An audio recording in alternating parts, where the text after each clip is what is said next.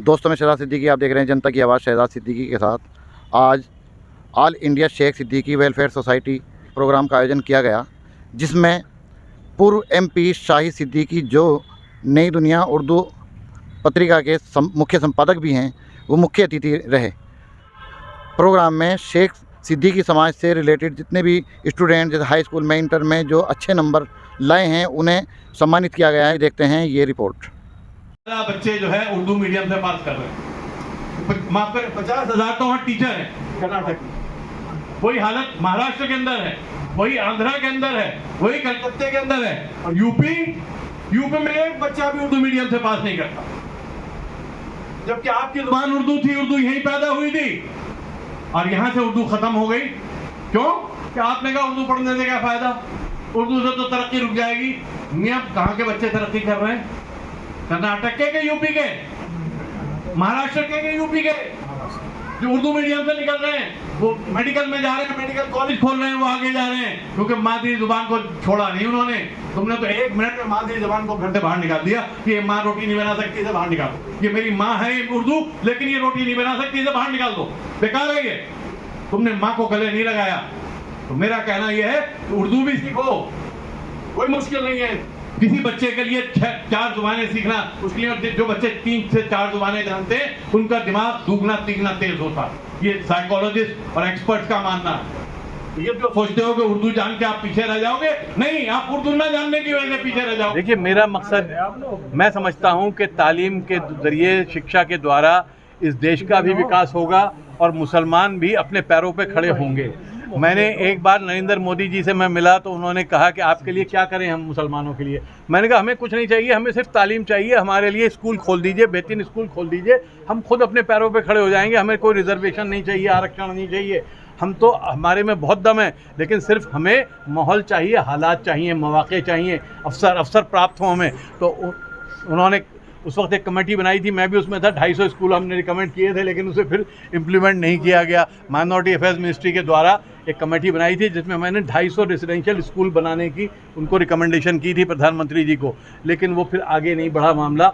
और मैं चाहता हूं कि वो स्कूल बने, क्योंकि मुसलमानों को कुछ नहीं चाहिए, मुसलमानों को शिक्षा चाहिए, ताकि शिक्षा के द्वारा वो देश की सेवा कर सकें और समाज की सेवा करें। जयंत चौधरी से आप मुलाकात की? जयंत चौधरी जी वो क्योंकि शिक्षा मंत्री मंत्रालय में हैं और स्किल डेवलपमेंट एंटरप्रेन्योरशिप मिनिस्टर हैं, तो मेरा मानना है आज शिक्षा से भी ज़्यादा जो आवश्यक है वो स्किल है। तो स्किल, हम उनकी मदद से चाहते हैं कि जगह जगह स्किल डेवलपमेंट की जो सरकारी स्कीमें हैं, उन स्कीमों को लोगों तक पहुंचाएं, क्योंकि स्कीमें तो बहुत होती हैं लेकिन लोगों तक पहुंच नहीं पाती। तो जनता के जो प्रतिनिधि होते हैं, उनकी जिम्मेदारी है कि उसके द्वारा पहुंचाए, और उन्होंने पूरा आश्वासन दिया और काम कर भी रहे हैं। उन्होंने उनकी मदद से मैंने अभी बताया था कि झारखंड में गिरिडीह में हमने एक सेंटर कायम किया है, और अब उन्होंने आश्वासन दिया है कि एक लखनऊ में, एक मुजफ्फरनगर में हमें सेंटर बना के देंगे। एक अभी मेरठ में बहुत बड़ा वो स्किल डेवलपमेंट का सेंटर बना रहे हैं, और जहाँ पे सारे बच्चे हमारे जो हाई स्कूल पास करते हैं वो जाके स्किल का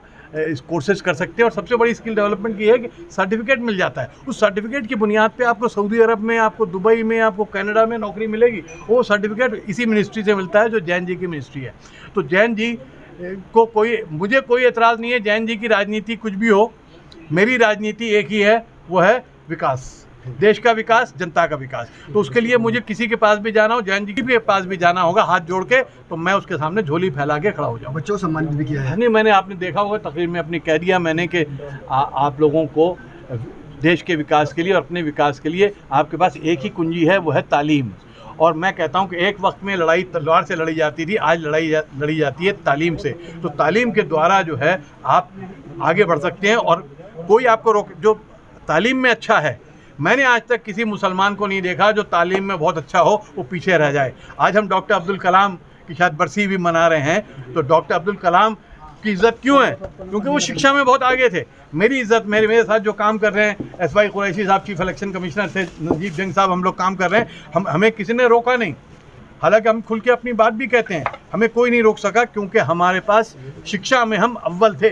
शिक्षा का मतलब नहीं कि आपको लिखना पढ़ना आता हो, शिक्षा का मतलब है कि आप में सलाहियत होनी चाहिए, आप दूसरों से 21 हो, 19 हो के आप कुछ हासिल नहीं। All India Sheikh Siddiqui welfare trust ने किया बिरादरी के होनहार बच्चों को सम्मानित। Green apple near Shiv Chowk Muzaffarnagar में all India Sheikh Siddiqui welfare trust ने हाई स्कूल इंटर के 60% से ज्यादा लाने वाले बच्चों को मोमेंटो देकर सम्मानित किया। प्रोग्राम में मुख्य अतिथि वरिष्ठ पत्रकार उर्दू नई दुनिया के मुख्य संपादक व पूर्व MP शाहिद सिद्दीकी का जोरदार स्वागत किया। प्रोग्राम का संचालन डॉक्टर नौशाद सिद्दीकी ने किया। नीट की परीक्षा में जनपद मुजफ्फरनगर का नाम रोशन करने वाले मोहम्मद सोहेल सिद्दीकी को भी सम्मानित किया गया। इसी वर्ष शौकत सिद्दीकी साहब को प्रशासनिक अधिकारी ज्वाइनिंग करने पर मोमेंटो देकर सम्मानित किया गया। समाजसेवी गौहर सिद्दीकी की बेटी मसीरा को सरकारी टीचर बनने पर मोमेंटो देकर सम्मानित किया। डॉक्टर जबूर गुल BHMS, डॉक्टर समीर MBBS को भी मोमेंटो देकर सम्मानित किया। कार्यक्रम में संगठन के अध्यक्ष अकील सिद्दीकी, महासचिव शहजाद सिद्दीकी एडवोकेट, असद सिद्दीकी एडवोकेट, समाजसेवी गौहर सिद्दीकी, अलीम सिद्दीकी के अलावा काफी संख्या में लोग मौजूद रहे। आप देख रहे हैं जनता की आवाज़ शहजाद सिद्दीकी के साथ।